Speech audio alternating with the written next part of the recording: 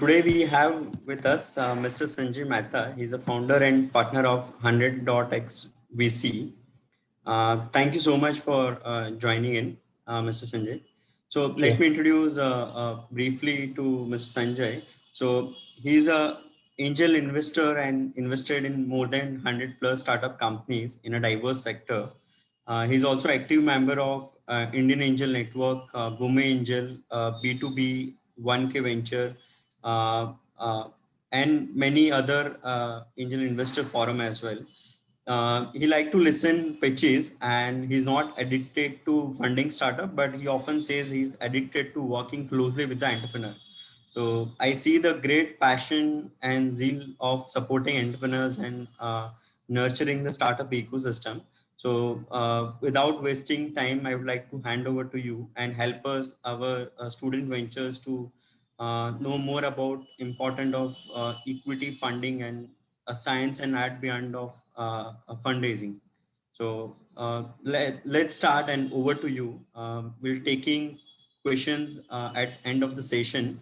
So audience, keep throwing questions on Q&A in the chat section. More importantly, put it on Q&A so we can curate at the end and take it and have interaction end of the session. Uh, Thank you, Mr. Sanjay, once again. Over to you. Thanks. Sure. So thank you for inviting me. Hope this session gets you enough insights on how to go about your fundraising and how venture capital works across, and what are the things that investor or a VC would look into a pitch. So I've divided my session in three sections. One is how do you answer across, or what are the things that you should be ready when you meet a VC, or when you are pitching across, what are the information or data you would be required across to be ready with when you meet an investor. Second, I would be briefly touching upon the topic of valuations, because that is very important. And lastly, I would be closing my session with presentation side of it, in terms of how do you present your idea is equally important. So we will break this session into three parts. Hopefully we are able to cover all of them. 100x.vc is a first check VC fund. We work with very early stage startup, pre-revenue, idea stage, and help these companies, mentor, work across. We become like a shadow co-founder to them. And our whole motto is to simplify the whole funding process. While building, we understand that building a company is very hard. So how do we actually at least simplify one part of the process, which is raising capital, right? How do we simplify it? And that's what we have been doing across. Last 10 years, personally invested over 150 odd companies, a couple of unicorns in my portfolio, successful exits from the startups like Oyo Room, Block.one, across the stuff, Loginext, Boxate. They're all great companies which I have funded across. In 100x.vc, which is a fund, we have done across, so we work in batches, which is class 1 and class 2. In class 1, we ended up investing in 20 startups. Class 2, we have invested in 9 startups. So what do we look into when as an 100x.vc? We look very closely at the founding team, which is very important at early stage. So typically we'd like to invest in team. We'll try to avoid across solo founder. Having said that, we have invested in solo founders, but team makes more better sense. Then how big is the opportunity, the market size, the business model strength, what's the unfair advantage? And we should have internal, this is our internal conviction, saying that at least this company on exit has to give us some 20x kind of return. So this is our internal thesis. If an idea comes to us and pitches across, we evaluate on all these parameters.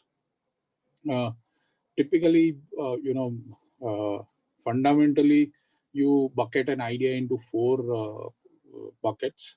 One is where it is a fundamental innovation, which is leading to some market disruption, which is a huge innovation. Like, for example, if you look into GPS as a technology, which was a fundamental innovation, but what it created across was Uber and Ola, right? That led across to huge disruption of the market.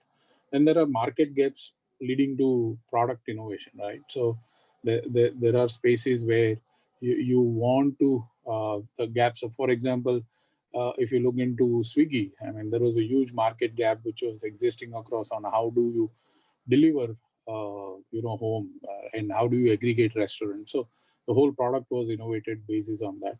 Technology trends leading to product creation. So this is more where you see across, huge consumer behavior change due to technology trends. Like, for example, e-commerce was a huge trend with the mobile coming across, and it took some time, but it's the largest market which is available. Then there are industry gaps leading to product creation. There are incumbents. The whole market is broken across, and those industry gaps are filled by startups. So typically, your idea gets divided into these four buckets. We have our class 03, which is right now open. So in case if you have an idea and you're looking out for a first check and from a VC fund, you can write to us at pitch at 100x.vc, pitch at 100x.vc. So our class 3 is open. What is in the mind of investors in this COVID times, right? So what are the things like, is VC thinking differently in these times? So these are a couple of points where the markets have dislocated. Suddenly, the consumer behavior has changed. There is an accelerated digital adoption which is happening across. So how are you as a startup? Is your idea trying to work on those new opportunities? Like, for example, today work from anywhere or work from home is getting so prevalent. So the future of work, the startups which are working on that ideas are really taking up the whole stuff. What I can do remotely, right, without visiting the physically that premises, and remote working. Any ideas are really picking up a lot of pace from venture capital. Then founders who are trying to turn the setbacks and into springboards for opportunities. Like how do they use across so whenever you are pitching across to any startup, any VC, just ensure that you are talking about pitch before crisis and after crisis. Let's assume you are an incubated company in 2019. Before crisis, you were incubated. So just mention how crisis has impacted you. So one slide should be there. Uh, what's your growth mindset? So many times people create good products or the idea is good, but they don't have that exponential thinking, right? How large and how quickly this can grow across. So that is one thing which we look upon. Extreme focus is required, right? In these times, you can't be talking about saying that, okay, at the seed stage, you will have possibly 4 revenue streams or 3 revenue streams. You are a seed stage startup. Just focus on one revenue stream, one SKU. How do you narrow your and become a laser focus, idea? That's going to be very important. Valuation through value creation. So today you are not jumping on saying that, okay, I would like to have huge valuation. So that is only possible when there is a value creation. So growth plus profitability is required across. Your ability to explain the value creation you bring to the clients, right? So what's your marketing motto? What kind of engagement you are bringing across with your relationships with your customer, and how are you maximizing your money and time, right? How if you are capital efficient. And these are the times where you can hire good talents. A lot of jobs have been laid off in corporate. Can you bring those talent into startup kind of stuff? So there is less competition. Command and control. You as a founder, are you leading from the front? And on the valuation side, you need to arrive at and be flexible on meeting the VC's investor expectations. So, as an venture capitalist, before that, I used to be an entrepreneur, build a couple of companies, exited across. I had my own .com failure, so I understand. Building a startup is very, very hard. Being a first-time entrepreneur is even more tougher, right? And first-time CEO is really tough. And when you engage and work with the VC funded, or you become a venture funded company, then your expectations from your investors is also very high. So I believe being an entrepreneur is one of the hardest jobs which you can have across. So what are the key questions to be answered by any founders, right, to become a fundable in this world, sustainable added across in COVID-19 and pandemic, saying that your business has to be sustainable equally. So what are the questions that you need to be ready with as an entrepreneur? One is, what's the reason for your company's existence, right? What's your mission? What problem you are trying to solve? What's your elevator pitch? What's your clear definition of your product? Now, this is very important. Most of the time, entrepreneurs who can convey their idea in 30 seconds or maybe 60 seconds are going to get some attention from VCs. Like if you can't articulate your idea in a short span, you lose out investor attention. Next is your how do you think across and imagine where this business could be, right, in 2 years, 3 years, 5 years? What's your most ambitious plan, right? What's the potential market size? What's your addressable opportunity? What kind of customers you will serve across? Is your market really growing and rapidly growing across? So these are all the data points you need to be ready with. Next is, why do people want this product more than any other product? Now, this is one of the big questions, right? Most of the number one reason why startups fail is because they build a product which nobody wants. Now, why do you believe this product will be a painkiller which sells by itself and it fills the vacuum? It is removes the friction or builds a broken system kind of stuff. So why do you think your product will have a non-linear growth, right? Linear growth is sequential. Non-linear growth is rapid, exponential, virality with velocity. And what are the things that you are doing different or differently kind of stuff, and why your product or service is necessary. So you just need to be ready with these answers for your VCs. Next is, why is your team the one to do it? What's your track record? Why as a founder you have that right to win? Who are your advisors? So anything which can help build that confidence for the investor. Then this is very important. Why timing, right? Why is this the right time to build the startup? Is there any specific economic impetus? Like for example, right now electric vehicles, they have been pushed across by government because these are green, and the whole consumption of fuel is moving towards electric kind of stuff. So is there any economic impetus kind of stuff happening, enabling technology which I mentioned across, like for example GPS or mobile, or your storage data increases? Now what are the things which changes across? Like for example driverless car, when things come across, and when driverless cars are in vogue, what are the lifestyle changes which will happen across? And you as a startup, are you able to monetize it? Are you able to bring that idea into it? Has any market validation happened across? What are your experience on the pilots or prototypes? Understand where you are now. This is very important. Your traction, your metrics, what's your growth, how much capital you need across. If there are team gaps or vulnerabilities in the team, have you identified? When would you break even? What kind of investment you are looking at? What kind of valuation expectation? So all the basic numbers which you should be aware about it. Then you should ask a question, why isn't everyone working on it, right? So what's the competition like? How are people solving today without your product, right? What's your unfair advantage? What's that disruption you have created so that there is an entry barrier that other people can't come into this business? Why will you do better than an established incumbents, right? What's going to be your financial execution, your delivery, your go-to-market, everything on the execution side? How would you do better than your existing incumbents? This is one of the very, very important slide. If you are able to take this away, most of the time, startup entrepreneurs are in love with their products, right? They just talk product, product, product. But investor would invest in your business, not product, right?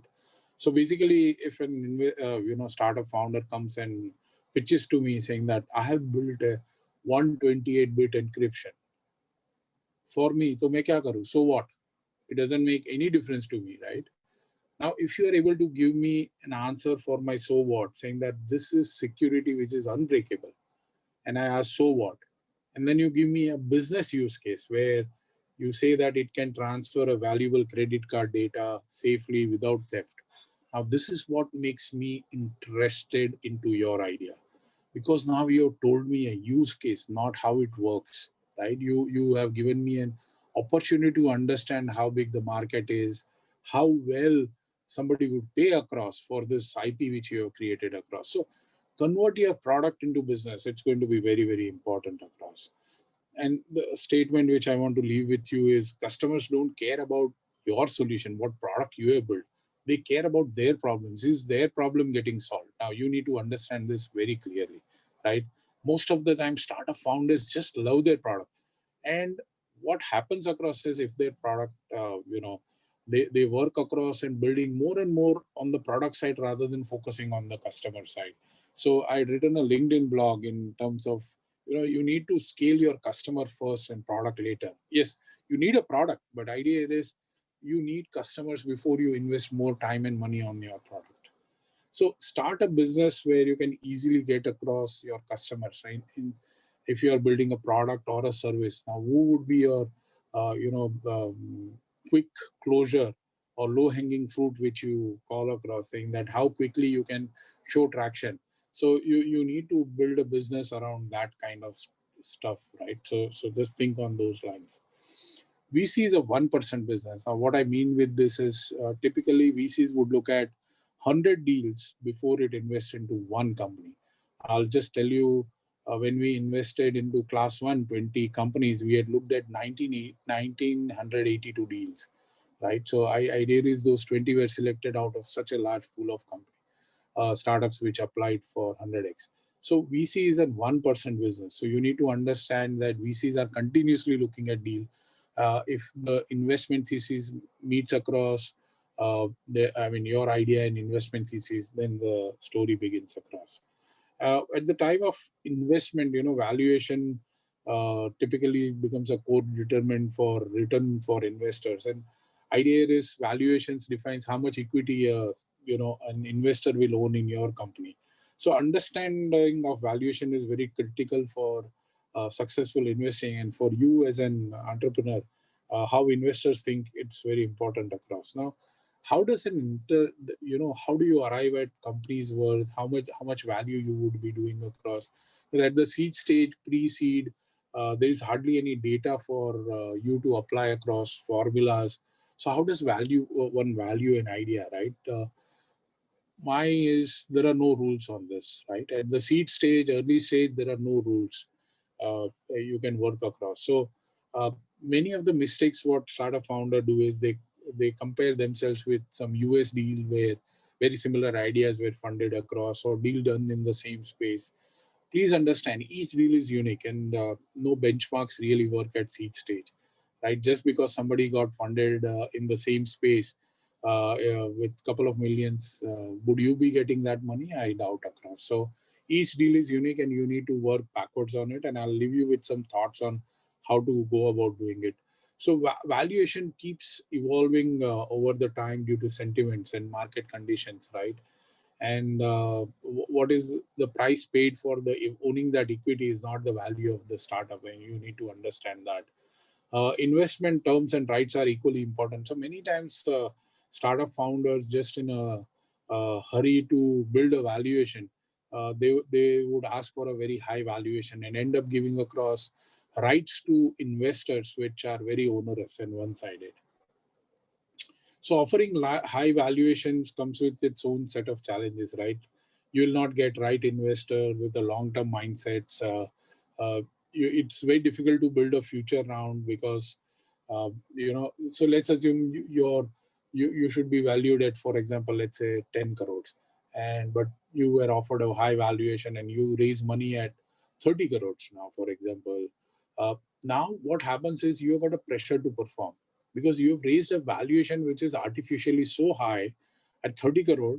So your next round, let's assume your Series A round, has to at least 4 or 5 times. So if this is 30 crore, you'd be raising your next round at least 150. Now, would you be able to build that kind of metrics to raise across that kind of money? Otherwise, typically what will happen is you will have a down round and weak progress which you will show across. time to close across the investor funnel will be very high because the valuations is high, pressure, performance, and one of the terms and rights which is called liquidation preference. When so one of the ways out for most of the VCs is saying that, okay, if you are very aggressive on valuations, liquidation preference, which means that whenever there is an exit, you will have to, you as a founder or whatever the money is available on the cap table, whenever at the exit, you will be able, you will give them their actual money plus additional. So for example, on aggressive valuation, if an VC would ask founder to sign 2x valuation, and let's assume the VC has invested 5 crore into it, you are guaranteeing him 2x of that money, which is 10 crore as a basic one, and then whatever the equity split is there basis on the share cap table. So idea is you need to take care of the terms while discussing high valuations. Low valuations is also dangerous because you give away large chunk of ownerships to the VC, right? And they end up owning more company. Then the subsequent round does not happen because that there is not enough equity left for the incoming investor, and founder motivation is low because there is no incentive. Why should you build that company where you don't own much equity? So it is very difficult to justify a good valuation later. So my recommendation for all the startup early stages to use a rule of thumb, right, where just work across an investor like the startup, then you need to work with investor to arrive at 12 to 18 months of your funding requirement. So as you as a startup, what team would be there, what kind of salaries, what kind of expenses, just work out a very conservative plan in terms of working across for your runway for 12 to 18 months. And at the end, what milestone you will achieve after 12 months, for example, it should help you raise the next round of funding. So idea is you need to work basically backwards into saying that, okay, if you were to raise a next round, what kind of traction you would need across, and work backwards a 12 to 18 months plan to achieve that traction, how much capital you will require. And once you arrive at this math and terms with your investor, then it becomes easy. So we work very closely after 100x funding. For raising the next round, we work very closely with founders to arrive at this business plan. What we have under X, as I mentioned, across our thesis and mission is to just simplify the funding. So we came out with a concept of iSafe, which is India Simple Agreement for Future Equity. That's an Silicon Valley has been using safe notes since almost a decade or more than that, and 80% of seed trade deal happens across using safe note. Now, what is iSafe is an Indian version of a safe note. You can go to 100x.vc website, download it. It's an open source document. Anybody can use it across. We invest all our 29 companies. What we have funded across are on iSafe. And in fact, most of our companies who have raised the next round also from various angel investors, family offices, they have done it on iSafe. So what iSafe does is it's a convertible note without a debt on your book. So it helps investor get a right for a future equity whenever you do a price round. Now, what's a price round? Is when you got some data and you are raising a Series A, B, where people are doing a price round where there is a price per share allocated. That's where you will do the allocation to the investor for their investment. So you can learn about iSafe. There is enough amount of material and content available on YouTube by 100x.vc.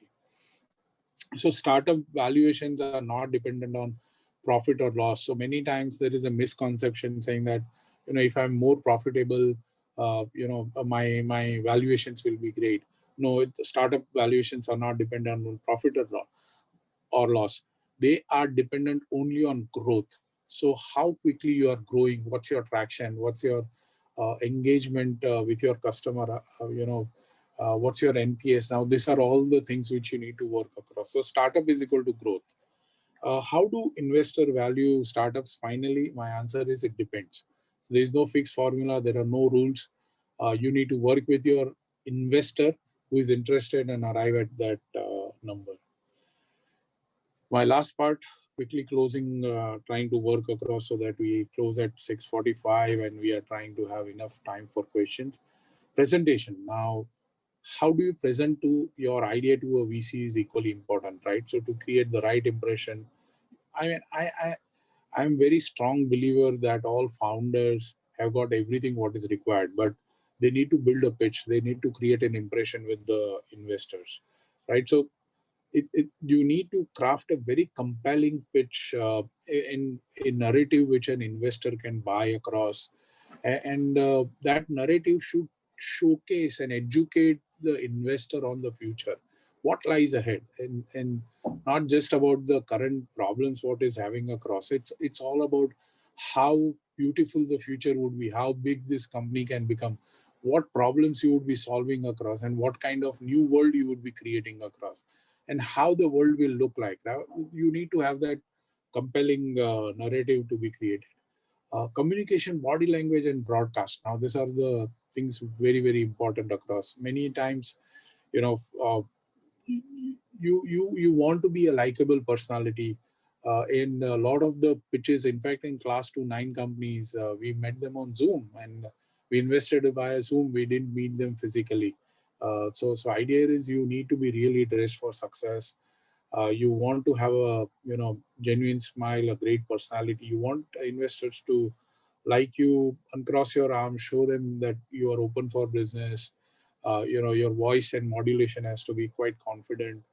Sit up straight, make a statement of you are making a statement of your life. You are talking to an investor who is going to create a value and a wealth for you, right? So when an investor puts in a money, and let's say the valuation is of 10 crore, the whole pitch what you did was worth 10 crore because you own maximum equity shares of that company.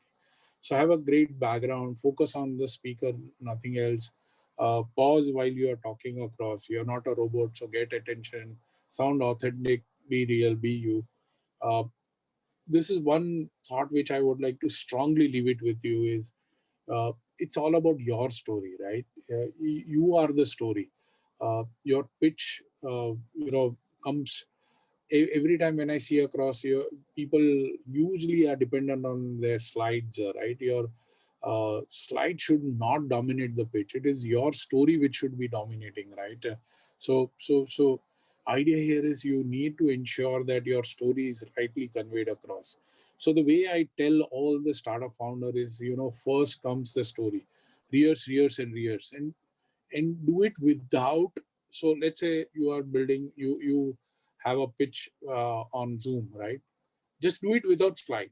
Don't build slides first and then build a story around it. First, do your story, right? How you would pitch across without the use of your slides, and then build the slide. So what happens in most of the time, founders first create a slide and then they build a story around it. So please work, inverse on that. Just understand the purpose of that pitch is to get you to the next meeting. Nobody writes a check in the first meeting. So your purpose when you are pitching across and sharing your idea is to get a meeting. Nobody writes a first check in the first meeting. So single purpose of your pitch is to get to the next meeting. And while you are showcasing across, don't have so much text on your slide. Investor can do only one thing, right? Either listen to your story or read slides, and both can't happen simultaneously. So if you force them, they will read the slides and ignore your story. So please ensure that you are keeping less text. Make a point, right? Only 1 point per slide, no adjectives, right? This is going to be tough for you guys when you build a slide. You just want only 1 point per slide, no adjectives.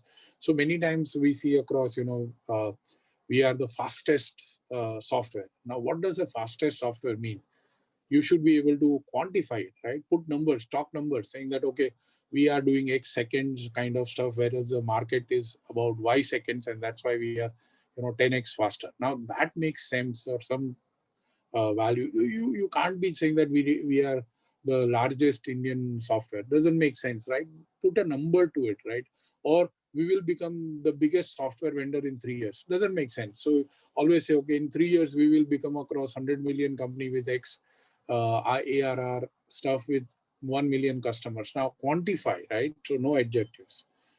Slide should be your aid, right? It should not confuse investor. Many times, a great idea and the slide is so poor that it confuses we as an investor, and the whole plot is getting lost across. So Slides should be your aid to your story, not the story, right? So don't confuse investor with your slides. In graphs, many times founders make mistake. So for example, let's say you've done your sale of 10 in January, February, you've done another 10, and March you've done across 20, for example. So usually they will show across 10, 10, 20 added across, right? So 10 plus, so 10 is in January, and 10 plus 10, 20 in February. Now that's not the way the graphs work across. So it will always show growth, right? Then it creates doubt when investors start digging out the data. So avoid those cumulative graphs. Uh, Try to have only 20 words, no more than 20 words in a slide.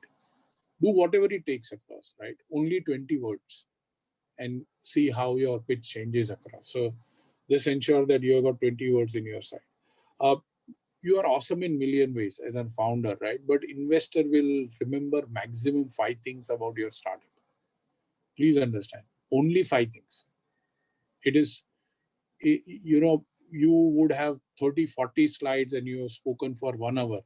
End of the day, maximum an investor take away from your slide is 5 things, right? So you need to work on that 5 things which defines you, right? Which are your standouts, which works in your favor, and what you want investors to take away after listening to you, right? So you can be on market opportunity, team pedigree, product solution, number of users, revenue.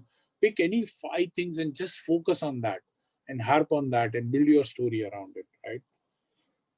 So to remember is to understand. To understand, it has to be very simple.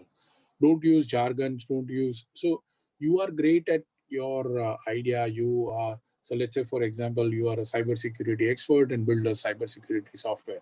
You may know everything about your subject, but other side, the VC is a financial investor. He is great with numbers. He might not be great with tech, and you might lose an opportunity. So please understand, to remember is to understand, and to understand it has to be very simple.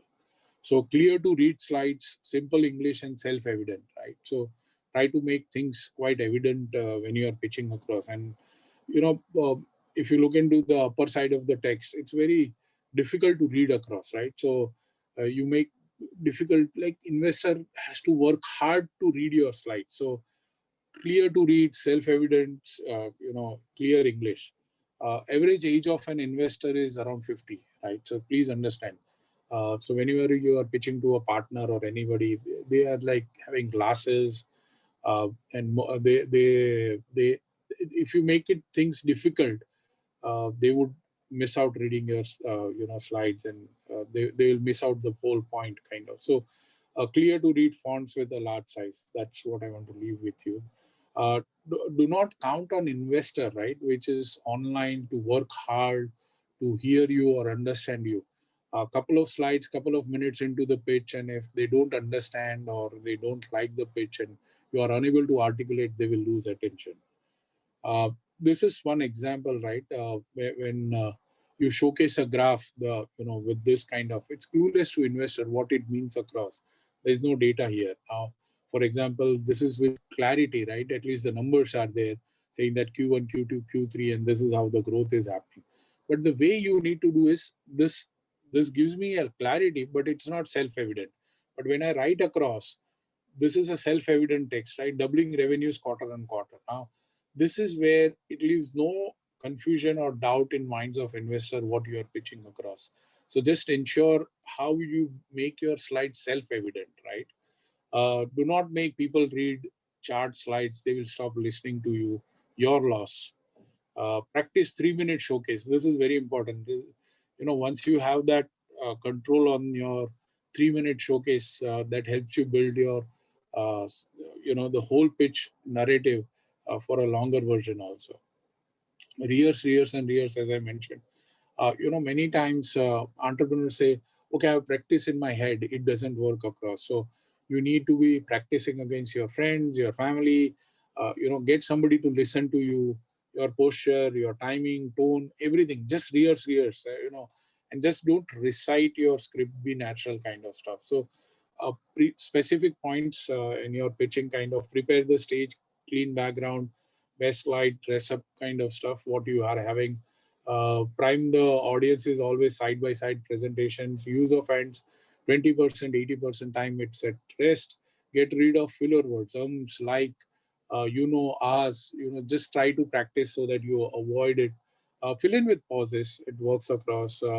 Use post-it notes for slide presenter view kind of stuff. Look straight at the camera, not at the slides. Uh, sh- Shut the fan. Usually, fan makes a lot of the sound, no background noise, and focus on voice modulation. Audio on the laptop. Get an external mic. It's going to. It's your. You are raising a 1 crore, 3 crore, 5 crore round at valuations at 10, 20, 30 crore. Now just invest in good mic, good hardware, because you are going to pitch online. Do you need to be an expert on your market? Yes, investors are counting on your opportunity to invest. You should be the expert, no, but you should be an expert, yes. Check your facts and do not fake. Now this is very important. Yes, we would like to invest in somebody who is a domain expert and knows their subject, but we are not expecting that you are the expert. Nothing better if you are, but check your facts and do not fake, kind of. And two questions whenever you are writing a slide or you are building a slide. Two questions which you need to ask when you are looking at a slide with a view of an investor: is this interesting, and is this factual? If one of it is not true, you are not doing that slide. It has to be an interesting slide and it has to be a factual one, right? So both has to be there. Use of slides, will slides clarify the information? Yes, keep it simple. No, it will confuse, distract investors. Stick to audio, video, no slides. Not required. Slides are not required. What goes in your slides, images, photos, 1 point per slide, as little as text as possible, right? Just focus on that. Investor leaving some parting thoughts. Investor, invest in teams, not in slides. So just focus on that. They want to be impressed by you, not your slides. Slides are important. They are your aid, but your story is far more important. Uh, Path to success for any startup is very variable. No startup would have same path to success. But yes, successful startups have very multiple things in common kind of stuff. So language of success, convey clearly the practical importance of whatever you have designed or built. Tell a compelling story, startup distinctiveness, highlight your competitive strength and what's your moat, and especially talk business, less of a product. Case studies type storytelling. That's the contact details. This is where we work across at 100x.vc, kind of stuff. Reach out to us. If you're a startup looking to raise your first check, you may want to write us at pitch@100x.vc. Thank you so much I hope we have got enough time for questions. Thanks. Yep, definitely. So thanks, very crisp and very informative. And I believe that will be very useful for our early stage student ventures. Sure. We already have a few questions in Q&A. Let me take one by one. Uh, uh, so one is being an entrepreneur for the first time, how can I judge amount of fund needed for my startup? As I mentioned across, you may not need as much money initial time. See, you pay everything by your time at the seed stage. As you grow across, then you need a lot of capital so that your time is saved. So if you have built a product MVP, you need more money for your go-to market. If you need money to build the product, then you know how much time it will take across. So you do your assessment, as I mentioned across, work backwards for 12 to 18 months kind of runway, and what it would require across, and take a minimalistic view. If you are able to, let's say, raise a small, friends and family round, how much money it will be there for you to survive for 12 to 18 months. And if you raise a VC round, how you can scale that up, right? So you can work. So it's going to be variable, and the only way you can work across is to live that Excel, month on month. So some of the mistakes what startup founders do is they would think across, okay, I will have 10 employees. So day one, they will show 10 employees in their business plan. To hire 10 employees, it will take 4 or 5 months, right? So you can't have 10 employees from day one and put your expense. So think practically and see and build your plan accordingly. And mind well, all investors know these are all educated guesses and these plans are going to change. But what we want to know as an investor is, have you thought through? Have you gone through that whole journey of thinking your business quarter on quarter, month on month, how it will look like? And that's the exercise which gives us a confidence, saying that you as a founder have understanding of finance. You understand how business works across, and you are not just a geek who is incapable of running a company. End of the day, if your company becomes big, you will have to manage numbers. You will have to manage finance. Sure. I mean, will be useful. We have one question from it is, how to raise for the seed and FNF round. This is tough time because product is not in the market, not yet validated. Less data available from the customer. Is it advisable to be bootstrap during the same time instead of losing precious equity for the less value? It depends upon what's your story. So, for example, we invested in SRM kids in class 2 called Our Eye. Just out of, in fact, they would be finishing their college, and we believed that's a great idea, and we funded them pre-revenue, pre-product, pre-revenue, and we believed into their idea, what they were building across, worked with them. So it depends upon whether you are able to attract investor attention just based on your idea, your capabilities, and if an investor gets a confidence saying that this is a great opportunity, they will back you. An advantage is, see, you start early with a VC fund or a investor who has been.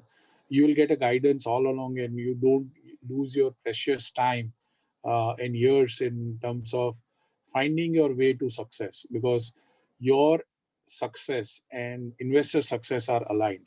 Because once they become part of your equity cap table, they become like your shadow co-founder, right? And they help you scale, build the company, and avoid all the costly mistakes which a first-time founder would do across. Like, for example, you are hiring. I mean, you don't know how to hire people. You don't know how to do contracting. You don't know how to fire people. So that's where your investor comes at handy. It's a while investor puts money and takes equity, but it's like a free car consultant working for you. True. Yep. So a quick question next is, if the market is niche, how could one convince the investor that venture will be sustainable in the future? Niche markets, people don't invest. So, and for you also, it's better than to bootstrap rather than taking venture capital. Not all businesses need venture capital. The businesses which can scale fast, the market is huge, as an opportunity. Let's say, for example, the market opportunity is of 500 crore, right? Now, individually, 500 crore is a big number, but idea is, does this warrant venture capital? No, it does not, because 500 crore ka market mein, you would be one of the small startups, which would be, so let's assume that 500 would have 10 startups into that same space. Now, you are 50 crore market, for example. 50 crore mein, VC is going to be one of the owning your 10% of your company. So he's going to own, let's say, 5 crore of that market. So exit kya karega? How will he make money? Nothing happening, right? So market has to be large. Otherwise, it doesn't make sense for any investors to come in. True. So next question, how should early stage venture do their valuation? I mean, what As I should be the mentioned across, benchmarking? Yeah. avoid getting into valuation discussion early stage. Use iSafe, as simple as that. So iSafe is a solution, and that's where we worked hard, and we have invested through iSafe, and after us also investors have invested in through iSafe. Again, iSafe is open source. You don't need to Okay. be an 100x portfolio to use it. Go to 100x.vc website, download the document, and use it for your purpose. Sure. So I have a few questions which I thought I'll be asking. So how much a startup should dilute at different stage while they are raising fund? So if you can elaborate on starting from the seed to Series A, B. So I mean, what's the idea? I mean, I understand it's different for sector to Sure, happy sector. to answer. So, Yeah. for Yeah. example, at the first check or early stage friends and family or first check up to 10%. So initially you need somebody to believe in your idea, back your idea. You need a small capital kind of stuff. So you may want to look at up to 10% dilution, and then you go to any angel or a seed round, which is going to be your early stage where you would be raising across around 1 to 3 crore, for example. At that point in time, you should be able to dilute anywhere from 15 to 25%. And if you are raising anywhere from, let's say, 3 crore to 5 crore, then from 20% to maximum 35%. So that's how typically an early stage would work. At series, so no VC will come into a round with less than 15% ownership. So if a VC has to come in, then they ask for at least 15% equity ownership, because they believe if this company has to raise multiple rounds of funding, end of the day, the equity gets diluted to a single digit. So if they have to take a meaningful exit, they need meaningful ownership of the company. So 15% is a, so that's why either they buy out the earlier angels and do a secondary exit kind of stuff. So you need to think across, saying that every round, if you are going to dilute 20 to 25%, after series C and D, how much equity would be left with you? Sure. Yeah, definitely helpful. Another question. What is the yardstick to evaluate early stage startup for funding at 100x dot VC? I had my first slide, but let me just reiterate. We at Sure. 100x.vc, we look at the founding team, their right to win, why this team will be great. Then we look at the market opportunity, how large the market opportunity is. Third, we look at the business model strength. Is there a way to make money on the business? And fourth, we look at the unfair advantage, what's the moat kind of stuff. And lastly, internally, we should have our conviction saying that this is an 20x minimum exit, which we would be getting across. Sure. Definitely. So there is a quick question from Ibrahim here. Is there any provision if they are not looking for funding at the initial stage, but guidance from the 100x dot VC? So is there No, any privilege? we don't run mentoring business. So Sure. so there are incubators which are with equity and without equity, which means you give them your equity for mentoring, free equity, and there are incubators where there is no equity, and they will help you mentor. At 100x, we invest and do mentoring. So we have a motto which is called Mentoring Unlimited, but that's only for our portfolio companies. Okay, sure. There is also a question, a bit personal for you. So, is there any failure in your journey and some tips which you would like to share to the founders where you have seen hiccups in your journey, and a quick, Sure. maybe one or two recommendation for the audience? Sure. So I did not one, multiple mistakes as an entrepreneur, and I try to work with startup founders to avoid all those costly mistakes, right? So, uh, when I used to, as an entrepreneur, my focus on the revenue was so high because somebody told me saying that you grow revenue and this will you will be able to attract venture capital. Now, yes, it is very, very important to grow revenue, but what kind of revenue is very important. So let's say, for example, you are a B2B SaaS. So, for example, I used to run across an analytics company, and we used to. So I got a bank, for example, to as a customer. So we built a solution for bank. Then I got a shipping company, and shipping company I built a software for that. So we built software for every vertical. जो धंधा मिलता गया करते गया, rather than having that quality focus where I could have built a story only on banking, saying that we are specialized and become a leader into banking, rather than horizontal play, we should have done the vertical. So many startups at our time, while we had a great software, we could not, scale in one vertical. And VCs, as an investor, typically today, if I have to evaluate a startup, I will look across that laser focus which a startup founder is having. If they are having three revenues, then I would like to see all the three vertical revenues happening across, not just one.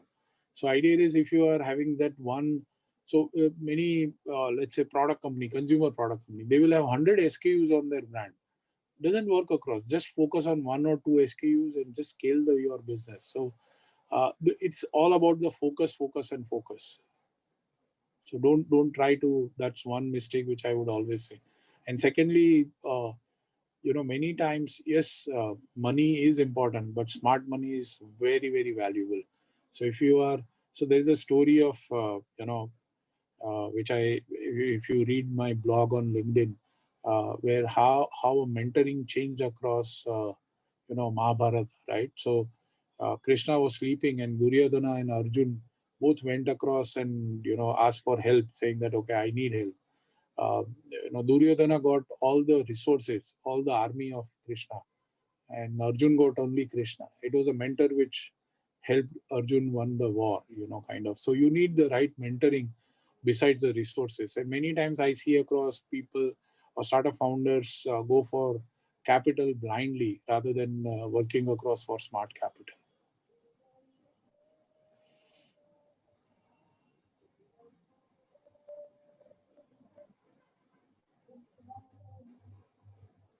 Am I audible?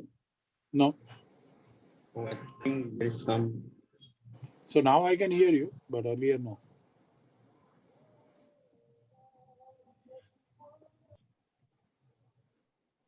Hello? Yes.